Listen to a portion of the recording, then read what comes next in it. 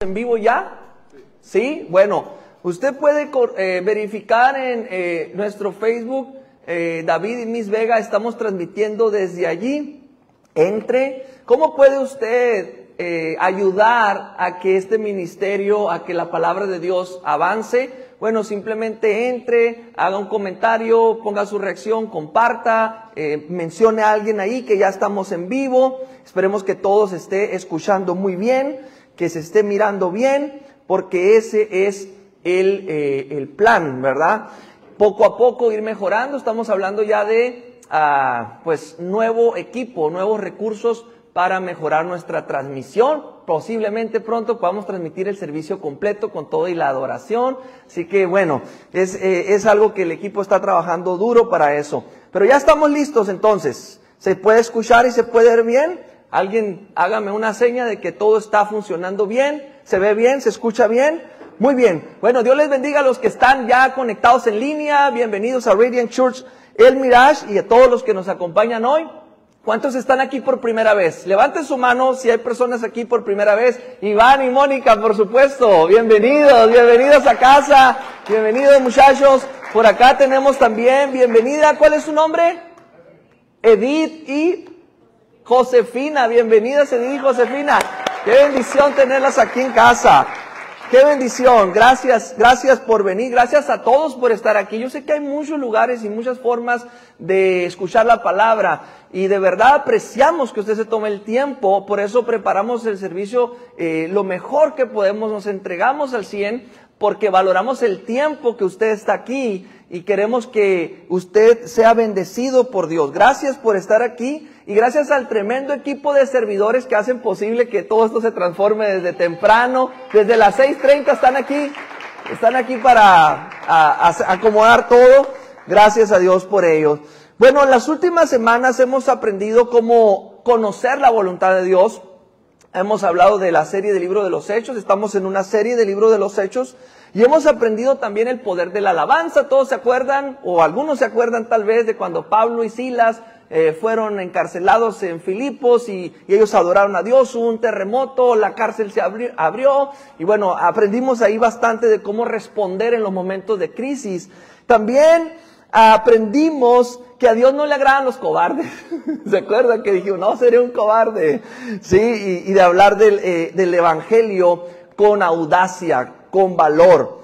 Desde la caída del hombre en el Edén, se generó un profundo vacío en el ser humano. Y desde entonces el ser humano emprendió una búsqueda constante y desesperada para llenar el vacío de Dios. Pero el corazón humano tiene un vacío del tamaño de Dios, o un hueco del tamaño de Dios. Nada en este mundo puede llenar, ni podrá llenar jamás el vacío que se generó en el hombre a causa de la ausencia de Dios. Porque fuimos diseñados para vivir en la presencia de Dios. Y solo Dios puede llenar y satisfacer esa necesidad humana. Cuando Dios creó los peces, Él le habló al agua, produzca las aguas peces de toda especie. Y entonces se produjeron peces y los peces quedaron ligados al agua, al elemento, de manera que cuando el pez sale del agua, muere. ¿Por qué? Porque fue creado a partir del elemento del agua. Cuando Dios creó las plantas y todos los árboles frutales y todo, le habló a la tierra, produzca la tierra, hierba, fruto, semilla, árboles. De manera que los árboles y toda la naturaleza, la fauna quedó ligada al elemento de la tierra, y cuando se separa el árbol de la tierra, muere. Pero de la misma manera, cuando Dios habló, cuando Dios creó al ser humano, Dios le habló, pero se habló a sí mismo. Hagamos al hombre a nuestra imagen y semejanza. De manera que la naturaleza del hombre viene de Dios. Estamos diseñados para permanecer en la presencia de Dios. Cuando el ser humano se aparta de Dios, muere. Porque fuimos diseñados por Dios a imagen y semejanza de Él, y quedamos ligados a esa presencia de Dios. Entonces, desde el momento que el hombre se separó de Dios en el Edén, se produjo un vacío existencial, un vacío de propósito, un vacío en lo profundo del alma. Al hombre le falta Dios.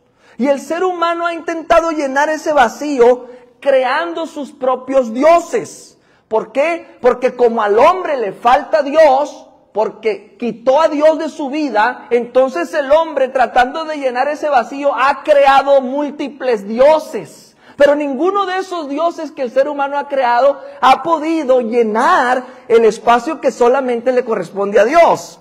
Porque somos espíritu, alma y cuerpo. Y en el área espiritual, inherentemente está en nosotros la necesidad de adorar, porque somos espíritu y el espíritu está diseñado para tener una conexión sobrenatural, para elevar nuestro ser a Dios. Y por tanto el ser humano trata, inevitablemente, es un religioso incurable, inevitablemente el ser humano tiene que adorar algo, siempre está buscando que adorar. Pero por causa del pecado, nuestro espíritu murió. Quedó muerto, dice la palabra de Dios, en nuestros delitos y pecados. Pero nuestra identidad espiritual sigue ahí. No dejamos de ser espíritu, alma y cuerpo. Por lo tanto, siempre en el ser humano va a estar buscando a quién adorar. Por eso desde las culturas antiguas, sin importar el lugar, el área geográfica, cualquier cultura tiene algo que adorar. Aunque adoren cosas extrañas, cosas que para nosotros sean locas, es decir, ¿cómo pueden adorar esto? Bueno, ¿por qué? Porque el ser humano así es, está buscando cómo llenar el vacío de Dios. Porque el corazón humano hay una necesidad espiritual, y con cualquier cosa que ellos vean y se les cause admiración, ellos van a tomar eso como su objeto de adoración. Por ejemplo, en la antigüedad muchos de los dioses que ellos adoraban, como el relámpago o el trueno, era porque veían el esplendor y ellos decían, debe ser un dios que está ahí. Y luego hicieron sus hipótesis y dijeron, bueno, ese dios que es el dios toro, el dios del trueno, cuando cae en la tierra, fecunda la tierra, la embaraza. Y entonces después de la lluvia, de ese trueno que cae, salen las frutas. Entonces es el dios y la diosa tierra. Entonces empezaron a hacer todas sus fantasías y empezaron a adorar lo que para ellos era algo sobrenatural. Adoraron la luna, las estrellas, el sol, muchos otros seres mitológicos. Porque fuimos diseñados con esa capacidad y necesidad de adorar. Pero al apartarnos de Dios, el ser humano empieza a adorar cualquier cosa, empieza a buscar con qué llenar eso. No existe cultura que no le rinda culto a alguien. Piénselo, en todas las culturas se le rinde culto a alguien. ¿Por qué? Porque así nos diseñó Dios. Unos adoramos a Dios, otros adoran al diablo, otros adoran el dinero, otros adoran el placer, pero todos adoramos algo. Hasta los ateos adoran su propia intelectualidad. Nadie está en un punto neutro. Todos adoramos a alguien. Porque desde el huerto del Edén el ser humano está desesperado por llenar ese vacío. Y ha caído en todo tipo de idolatría. Creando en su condición de ser humano perdido, ha creado todo tipo de cosas a quien entregarse en adoración. Porque en lo profundo del ser humano hay una tendencia a conectarse con Dios, pero el ser humano no puede recuperar su relación con Dios, su conexión con Dios por sus propios méritos. Entonces, al estar necesitado de algo en que adorar, ¿por qué? Porque esa parte persiste, porque así Dios nos creó. El ser humano va a encontrar cualquier cosa a quien entregarse. El hombre, en su intento de encontrar lo que perdió en el Edén, ha creado dioses falsos y va a adorar lo creado y seguirá sintiendo el vacío en el alma. Esta pregunta, ¿por qué hay tantas religiones? Me la hacen muy seguido. Pastor, ¿por qué hay tantas religiones? Si hay un solo Dios, ¿por qué hay tantas religiones? Porque esas religiones son la respuesta del hombre ante el vacío. El hombre necesita adorar algo y ha creado cualquier cantidad de dioses, de ídolos, de ideas, de interpretaciones de la naturaleza, de lo sobrenatural, y se ha entregado a ello y ha fundado lo que se conoce como religión. Los orientales tienen sus religiones, los africanos tienen sus religiones, sin conocer al Dios verdadero ellos tienen su religión. Los latinos tienen sus religiones y sus cientos de santos, que también son idolatría. Y les explico por qué. A veces me preguntan, y yo pocas veces me detengo a hablar de estos temas, pero hoy voy a hablar de esto un poco. ¿Cuál es el problema con los santos? Me preguntan, ¿es pecado, pastor, los santos? ¿Es pecado creer, pedirles, orar? Bueno, se lo voy a explicar de una forma que yo creo que ustedes lo pueden entender muy fácilmente, que cuando termine de explicar eso, usted va a decir,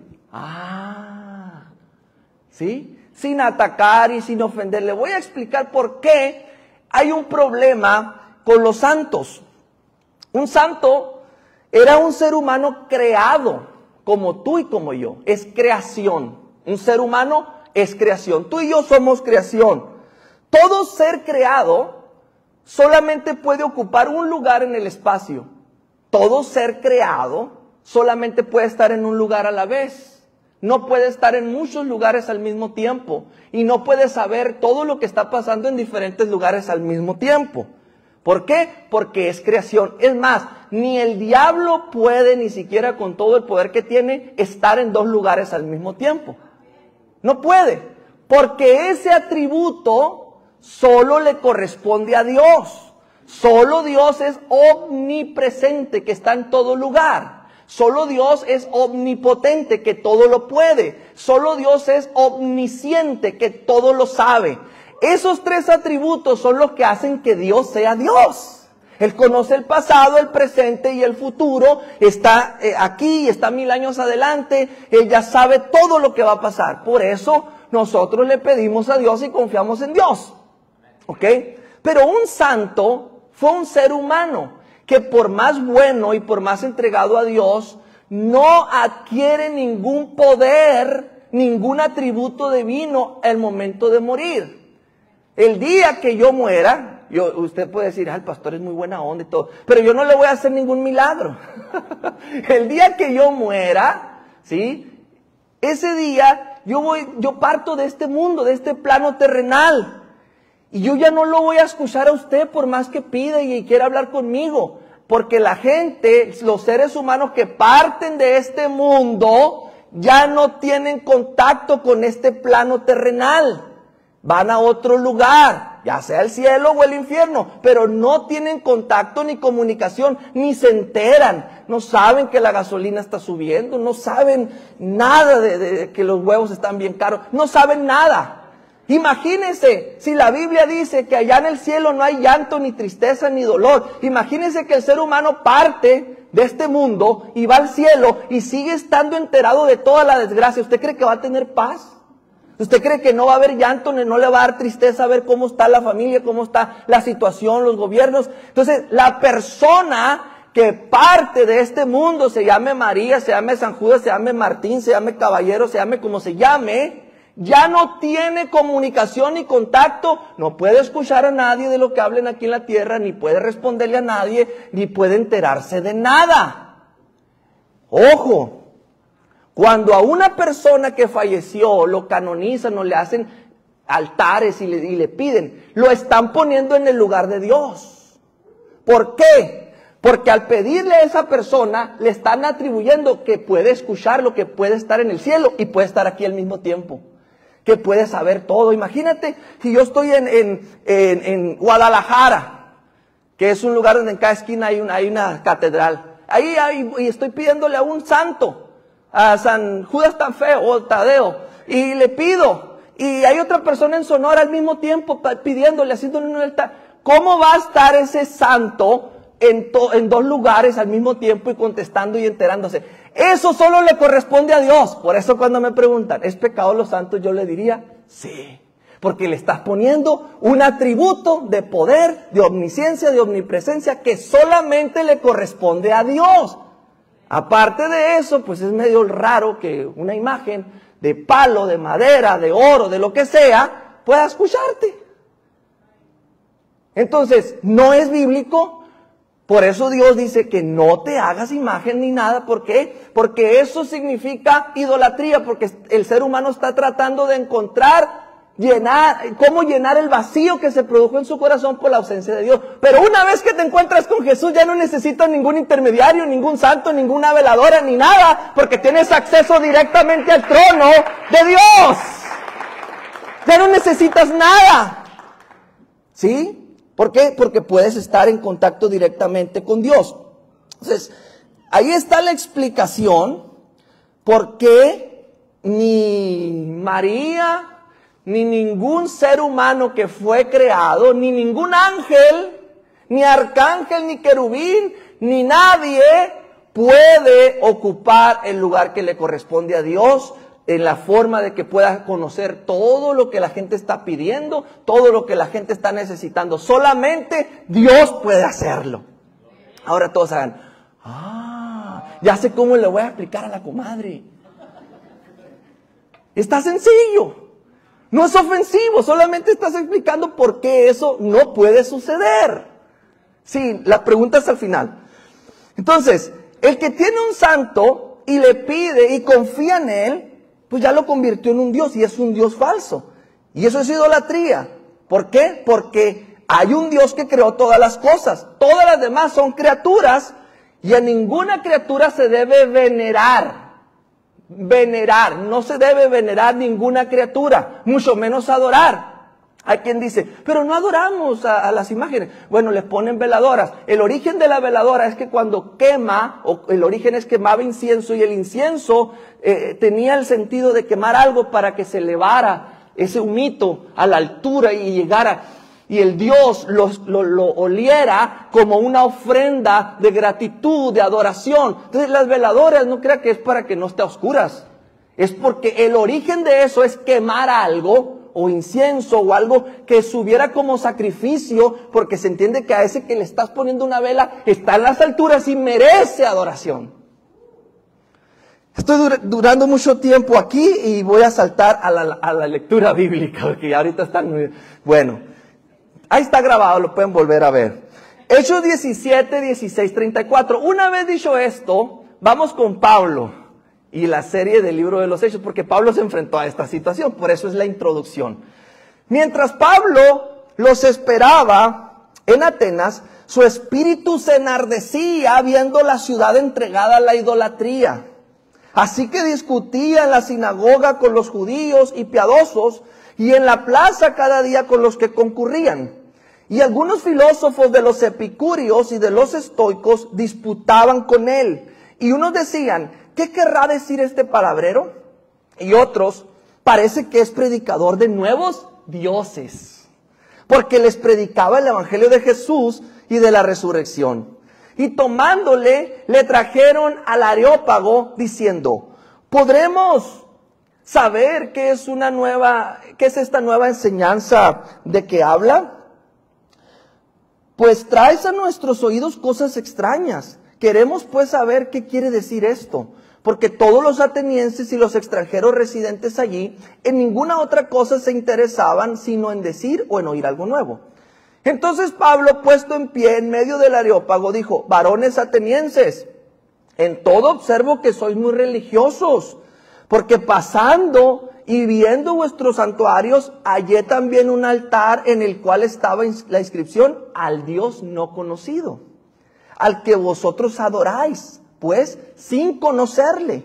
Es a quien yo os anuncio, el Dios que hizo el mundo y todas las cosas que en él hay, siendo Señor del cielo y de la tierra, no habita en templo hecho por manos humanas, ni es honrado por manos de hombres, como si necesitase de algo, pues Él es quien da a todos vida y aliento a todas las cosas.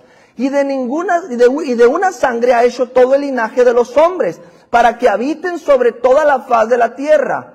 Y les ha prefijado el orden de los tiempos y los límites de su habitación, para que busquen a Dios, si en alguna manera palpando puedan hallarle, aunque ciertamente no está lejos de cada uno de nosotros, porque en Él vivimos y nos movemos y somos, como algunos de vuestros propios poetas también han dicho, porque linaje suyo somos. Siendo pues linaje de Dios, no debemos pensar que la divinidad sea semejante a oro, o plata, o piedra, o escultura, o arte y de imaginación de hombres. Pero Dios, habiendo pasado por alto los tiempos de la ignorancia, esa ignorancia, la ignorancia que la gente hace cayendo en esa idolatría, ahora manda a todos los hombres en todo lugar que se arrepientan, por cuanto ha establecido un día en el cual juzgará al mundo con justicia, porque aquel varón a quien designó, dando fe a todos con haberle levantado de los muertos, pero cuando oyeron lo de la resurrección de los muertos, unos se burlaban y otros decían, ya te oiremos acerca de esto otra vez. Y así Pablo salió de en medio de ellos, mas algunos creyeron, juntándose con él, entre los cuales estaba Dioniso el Areopagista, una mujer llamada Dámaris y otros con ellos. Ahora, lo primero que necesitamos entender es la motivación del apóstol Pablo al confrontar estas creencias de estas personas. Porque Pablo fue motivado por Dios. Dice que su espíritu se enardecía. Ese es el punto número 1. Fue motivado por Dios. Su espíritu se enardecía. Dice el 16. Esto significa que fue agitado espiritualmente para hacer algo por esa gente. O sea, Pablo tenía un celo santo. Al mirar la situación en la que la gente estaba por la ignorancia, no se fue contra la gente, no arremetió diciéndole, pecadores, hijos del diablo, están profanando el lugar de Dios o están ofendiendo a Dios. O sea, Pablo, de una forma muy sabia, muy prudente, muy sutil, Pablo les empieza a explicar por qué hay un error en lo que ellos están creyendo. Entonces la motivación del apóstol Pablo no fue por orgullo, no fue para decir, no, yo traigo la verdad, yo les voy a decir lo que deben creer, yo tengo la razón, yo voy a debatir con ustedes y voy a ganar la discusión porque yo traigo la verdad. Pablo no tenía ese espíritu, esa actitud. Pablo tenía un celo santo porque él veía cómo la gente estaba presa de la ignorancia, como una venda, como mucha gente que sigue creyendo en esto, en lo que acabo de hablar ahorita, en esa idolatría y en esos santos. ¿Por qué tiene como una venda que no se da cuenta que puede conocer al Dios verdadero y sin necesidad de tener un santo o un ídolo para cada cosa? Los atenienses eran muy religiosos, eran tan cuidadosos de la religión que habían hecho un altar al Dios no conocido. El tema de la idolatría que abordó Pablo no fue para condenar, sino fue para ayudar a la gente. Confrontar la idolatría era para que la mente de ellos se iluminara. Estamos en el punto 1. Así que cuando se trata de confrontar el error, nuestra motivación debe ser la correcta. ¿Por qué digo esto? Porque hay cristianos que apenas ven a alguien que cree en eso. Y quita todo eso, puras maldiciones te estás acarreando, mueve. Y la gente no entiende, todavía no conoce a Cristo, no sabe. Entonces es agresivo y parece que la motivación es más de coraje, de atacar que de ayudar. Sí, yo muchas veces veo situaciones que yo considero que son erróneas, que es idolatría, que es superstición, pero digo, bueno, llegará un momento en que la persona hablará y se prestará para, Dios va a preparar el momento para poder hablarles. Pablo había estado hablando con ellos y llegó un punto donde Pablo detectó, dijo, ¿cómo puedo explicarles? ¿Cómo puedo llevarlos al amor de Dios? ¿Cómo puedo guiarlos para que conozcan? Y dijo, bueno, aquí hay un altar del Dios no conocido. Y la razón que tenían un altar al Dios no conocido es que era gente tan supersticiosa, tan religiosa, que hubo un tiempo que hubo una pandemia incontrolable en Atenas, y entonces ellos le pedían a los dioses que ellos tenían y la pandemia no cesaba. Entonces mandaron llamar a uno de los más sabios ahí, Epiménides, y le dijeron, ¿qué nos aconsejas? Y dijo el sabio, fíjate, dijo, pues en vista que todos estos dioses que conocemos no nos responden, vamos a hacer sacrificios a dioses no conocidos. Y uno de ellos nos escucha. Y levantaron un altar al Dios no conocido, ¿sí? Porque querían ellos misericordia, querían que cesara la mortandad. Y allí quedó ese altar. Y cuando Pablo llega allí y les dice, me doy cuenta que son muy religiosos. Y aquí voy a aprovechar esta oportunidad para hablarte de la verdad. O sea, no llegó atacando, ¿sí? Llegó con mucha sabiduría, como debe de ser, con un espíritu de amor. El punto número 2 es que Pablo habló para el beneficio de los demás. Pablo estaba en la capital de la filosofía. Atenas era la pedagoga mundial en ese tiempo, era la que de ahí salía el helenismo, de ahí salían las ideas, los sistemas de pensamiento. O sea, Pablo estaba en la capital del conocimiento, se podría decir así. El escenario principal, el Areópago, era donde pronunciaban los discursos y los pensamientos más elevados de esa época. O sea, podría haber visto una oportunidad el apóstol Pablo decir, me van a dar chance de hablar aquí en este escenario, me voy a lucir, voy a hablar cosas muy profundas y hacer alarde de su conocimiento y dejarlos impresionados con la sabiduría de Pablo. Pablo podía haber hecho eso, pero en realidad lo único que Pablo quería al pararse en ese lugar tan importante era mostrar a Jesucristo. Que la gente conociera a Jesucristo, ¿sí? Así que el enfoque correcto al momento de confrontar una creencia no es ganar una discusión, es ayudar a la gente a que conozca a Jesús. Y usó una técnica para conectar con la audiencia y que pudieran comprender el mensaje. A esta técnica se le llama contextualización. Punto número 3. Contextualizar para no confundir. O sea, Pablo podía haber empezado su discurso y hablando del Antiguo Testamento y cosas de los profetas y bueno, podía haber hecho un estudio profundo de toda la historia.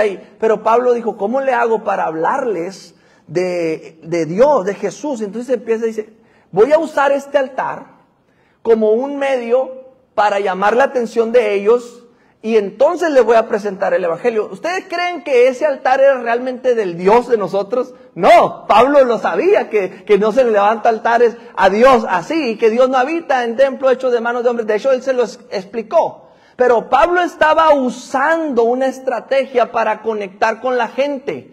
Pablo estaba usando las herramientas que tenía disponible para presentar el Evangelio. Yo creo que eso es lo que como iglesia necesitamos aprender a hacer.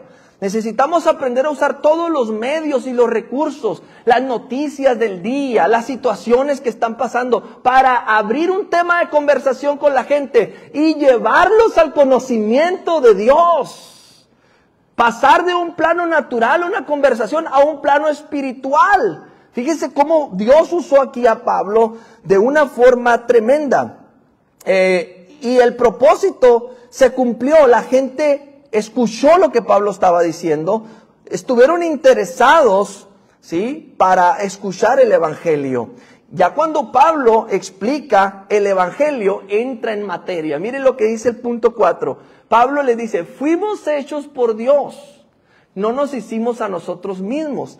Muy sencillo, ¿verdad? Es algo tan básico, pero para los atenienses tenía algo muy poderoso, era una verdad que los estaba sacudiendo, porque estaba frente a dos escuelas filosóficas, estaba frente a los epicúreos y a los estoicos, y sabemos que las escuelas filosóficas buscan el origen de la vida, el sentido de las cosas. Así que cuando Pablo le dice, fuimos creados por Dios, les está dando una respuesta que ellos han estado buscando, indagando en su propio razonamiento, observando los eventos de la naturaleza y cómo ellos especulaban sobre el origen de la vida. Aristóteles decía que veníamos de ropa sucia que se descompuso, generación espontánea y cosas así raras. O sea, la filosofía trata de llegar a una verdad usando meramente el razonamiento, buscando dentro de su mente la respuesta a preguntas tan profundas como esta. Y Pablo les dice, fuimos hechos por Dios.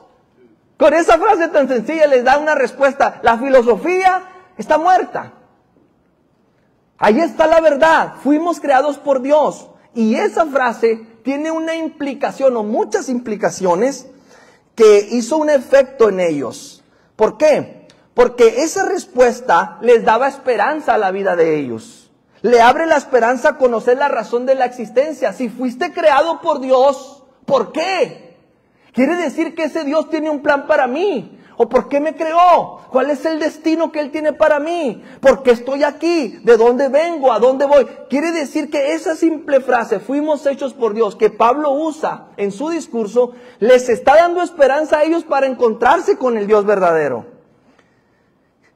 La escuela filosófica de los epicúreos, ellos decían que el sentido de la vida era el placer. O sea, cuando ellos razonaban, ¿de qué se trata la vida? Y bueno, ellos decían, bueno, entonces la vida se trata de disfrutar al máximo. Estoy hablando desde el punto de vista de los epicúreos, que era una escuela filosófica. Entonces la vida se trata del placer. Ese es el propósito, disfrutar de la existencia. Haz todo lo que se te antoje, come todo lo que quieras, bebe todo lo que quieras. Dale placer a tu carne, ten sexo todo lo que quieras, cualquier cosa que te haga sentir bien, eso hazlo, porque esa es la razón de la existencia. Al no haber un Dios creador y al estar buscando una razón por la cual existimos, bueno, estamos aquí, pues gocémosla, ¿sí? Esa era la filosofía de los epicúreos, el placer. Esa filosofía humanista se llama hedonismo y pone al ser humano en el centro como el objeto de la adoración. Es, yo vivo para complacerme a mí, vivo para satisfacerme a mí, vivo para hacer lo que yo quiera. En este estilo de vida importa lo que el ser humano quiera. No se limita por nada, no se preocupa por la moral, ni por darle cuentas a nadie. El ser humano hace todo lo que quiere, porque la vida es muy corta como para pensar en dejar pasar el tiempo. En la filosofía de los epicúreos, ellos se tratan de darle rienda suelta al libertinaje. Ellos tratan de simplemente dejarse llevar, porque dicen, la vida es corta y en la tumba se acaba todo. ¿Sí? Mucha gente todavía piensa así, es su filosofía de vida. ¿Sí? No se quiere preocupar por nada, no está consciente de la eternidad, nomás se trata de vivir el momento, de vivir el ahora, de hacer lo que te plazca y no te preocupes de que lo que diga la gente, haz lo que tú quieras. Esa es una filosofía, ese es un estilo de vida. Había una escuela filosófica que Pablo estaba confrontando y les estaba diciendo, fuimos creados por Dios. Entonces esa escuela filosófica, los epicúreos tenían que pensar, ¿para qué? ¿Cuál es el propósito? Y si es un Dios moral, es un Dios personal, ¿cómo es ese Dios? Ese era el grupo de personas a la que Pablo le estaba predicando.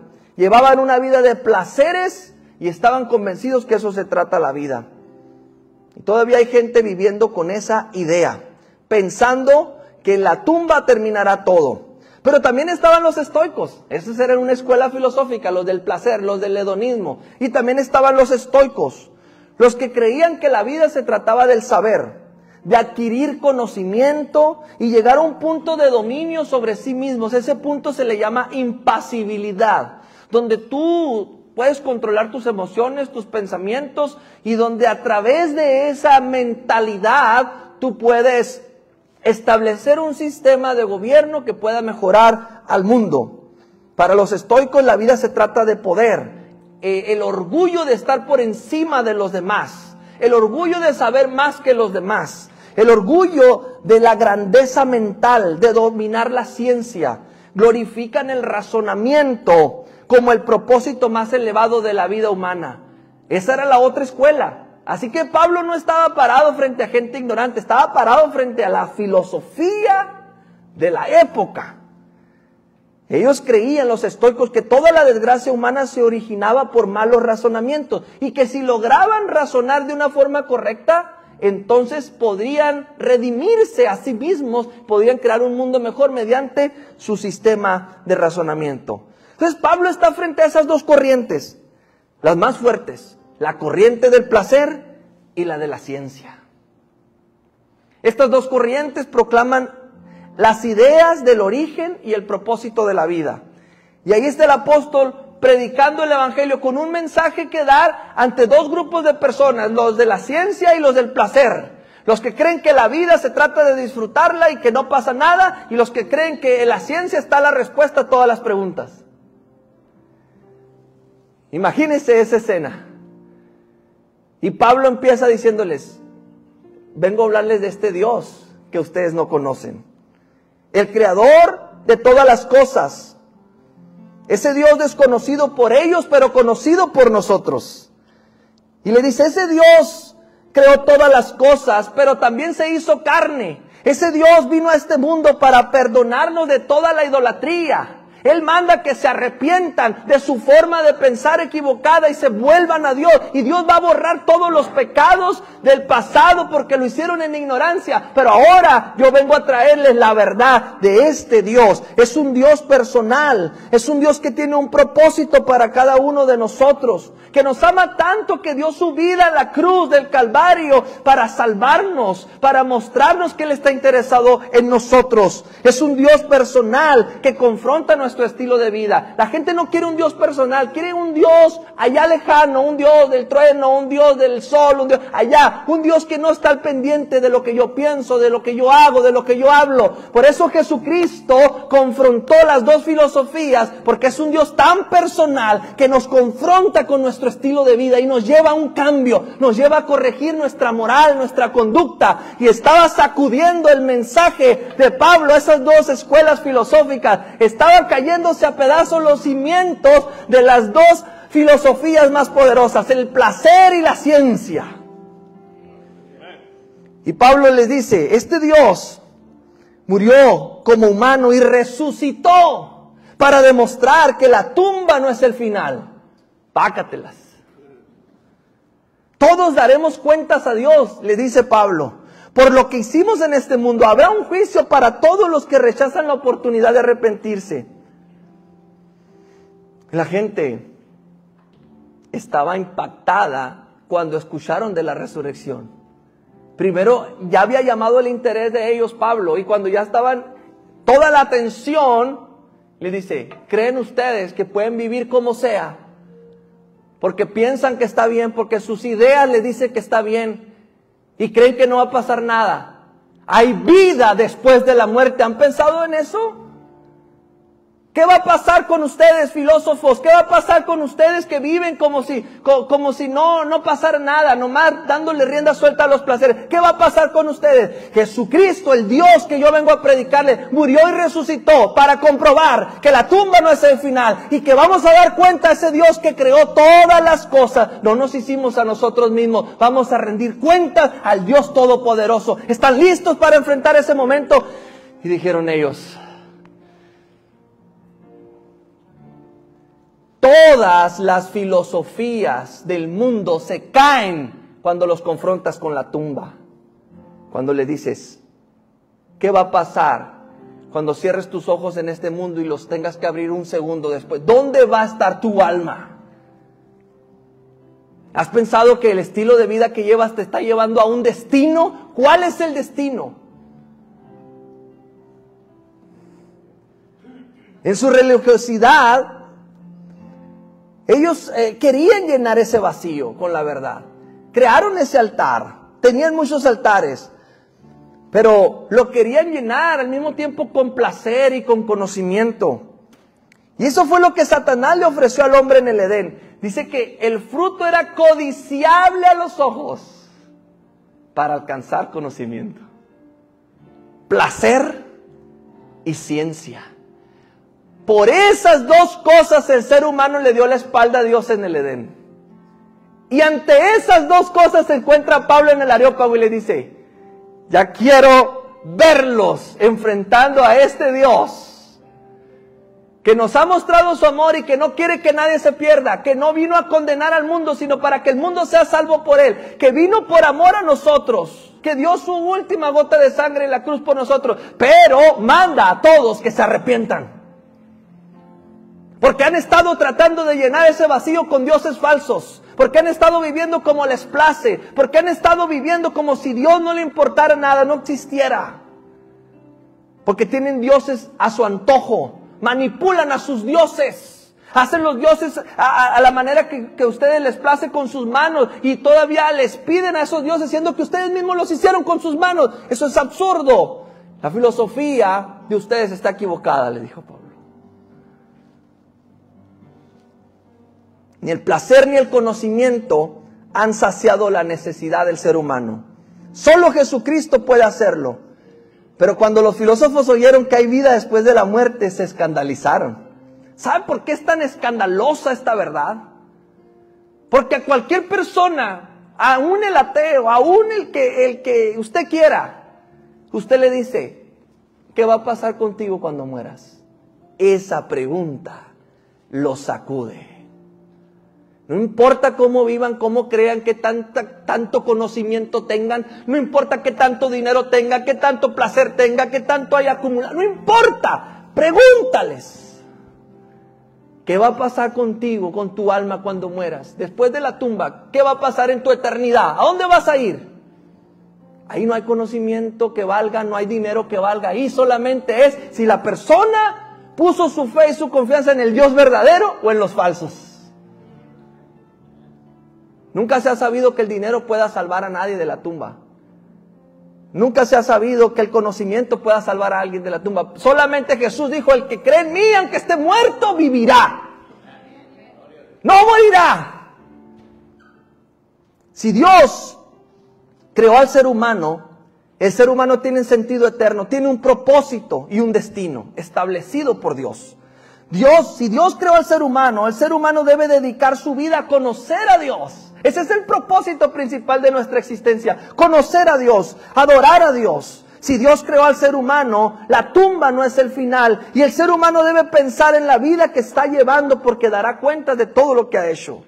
Si hay vida después de la muerte, entonces cada uno debemos preocuparnos por asegurar el destino eterno, el futuro eterno, no el futuro terrenal, que podemos también pensar en él, pero nuestra prioridad debe ser asegurar el futuro eterno más allá de la tumba. Porque la vida aquí es temporal, se va rápido.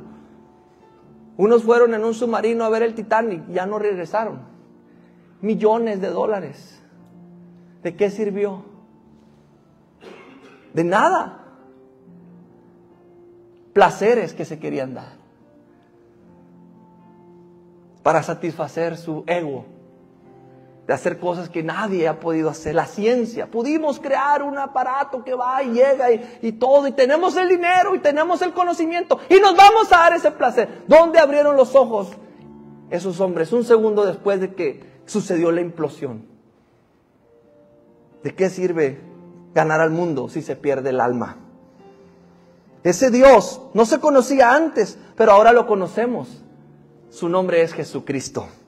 Él es el Rey de Reyes y Señor de Señores. Él es el Alfa y el Omega. Él es el principio y el fin. El Todopoderoso. Él es eterno, el Dios fuerte, Padre eterno, el Príncipe de paz. La muerte no pudo vencerlo, la tumba no pudo detenerlo. Él es el Salvador del mundo, Emmanuel, Dios con nosotros. El que dijo que todo aquel que en Él cree, Él no lo echa fuera. Será salvo. Todo el que confiesa que Jesús es el Señor será salvo. Y ante Él se doblará toda rodilla de los que están en el cielo, en la tierra y debajo de la tierra. Y toda lengua va a confesar que Jesucristo es el Señor, para gloria de Dios Padre. Así está concluyendo el sermón el apóstol Pablo ante dos grupos de personas con ideas muy parecidas a las ideas con las que la gente está viviendo ahora. Punto número 1. Dios no puede representarse con imágenes ni esculturas. 5. Hechos 17, 29, 30. Dice, siendo pues linaje de Dios, no debemos pensar que la divinidad sea semejante a oro, o plata, o piedra, escultura de arte y de imaginación de hombres. Pero Dios, habiendo pasado por alto los tiempos de esta ignorancia, fíjate lo que está diciendo Pablo, es ignorancia. Hacer ese tipo de cosas, de imágenes y es ignorancia. Está bien, Dios te lo perdona porque no lo sabías. ¿Sí? Está bien. Nacimos en culturas, en familias, en creencias, está bien. Pero para eso vino Jesús, para revelarnos que hay un Dios verdadero. Y dice, ha pasado por alto los tiempos de esta ignorancia. Ahora manda a todos los hombres en todo lugar que se arrepientan de eso. Todos tus pecados serán borrados si pones a Jesús en el trono de tu corazón. Dios va a llenar el vacío en tu corazón si recibes a Jesús como tu Señor y Salvador. Hay salvación y vida eterna para todo aquel que decide seguir a Jesús. Probablemente hay personas aquí que habían estado confiando en dioses, en santos, en ideas, que habían estado viviendo tal vez solamente para complacerse a sí mismos, haciendo las cosas que querían sin importarles la moral ni nada. O tal vez había quienes en su orgullo, porque tienen cierto conocimiento, pensaban que les bastaba ya esa forma de pensar para salvarse, para agradar a Dios o para ganar la vida eterna. Cualquier grupo de personas, cualquier tipo de pensamiento que no sea el que Pablo está hablando aquí, que solamente a Dios hay que adorar, dice el Señor, necesitamos arrepentirnos. Porque ni el placer ni el conocimiento dan vida eterna, solamente Jesús. A veces me dicen a mí, pastor, encontré a una persona que tiene santos, que tiene ídolos, y le dije que los tiene. Digo, ¿para qué? Si la idolatría la lleva en el corazón. Hay personas que aunque se deshagan de las imágenes, siguen confiando adentro. En su mente le siguen pidiendo a San Fulano o a Santa Mariana o lo que sea. Le dice, ¿para qué le voy a decir tira todas las imágenes? Si adentro no ha llegado la convicción de decir, solamente a Jesucristo daré la gloria, solamente al Rey de Reyes, al que murió por mí en la cruz. Él es el único, dice él, nadie viene al Padre si no es por mí. Él es el único camino, la verdad y la vida, nadie más. Pero puede haber que hay personas que de repente usan ciertos crucifijos, amuletos o cosas porque piensan que les va a ir mejor. Dice Pablo, arrepiéntanse. Solamente Dios puede llenar ese vacío, esa necesidad, y toda nuestra confianza debe estar puesta en Dios. Habrá personas aquí esta mañana que quieran recibir a Jesús en su corazón y que quieran decirle, Señor, yo quiero que tú seas el único Salvador, el único Dios en mi vida. Si usted no ha tomado esa decisión antes, esta mañana es su mañana. Levante su mano si usted quiere recibir a Jesús en su corazón este día, diciéndole al Señor, me arrepiento de todo lo que hice en la ignorancia y ahora voy a empezar una nueva vida. Quiero recibir la vida eterna, quiero conocer a ese Dios que me ama, ese Dios eterno, y quiero vivir para Él. ¿Habrá personas aquí que quieran levantar su mano para recibir a Jesús? Si todos ya han hecho esa decisión, póngase de pie, por favor.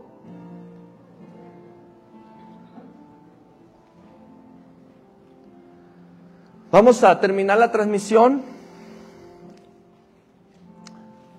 Dios les bendiga a los que estuvieron ahí conectados. Muchas gracias.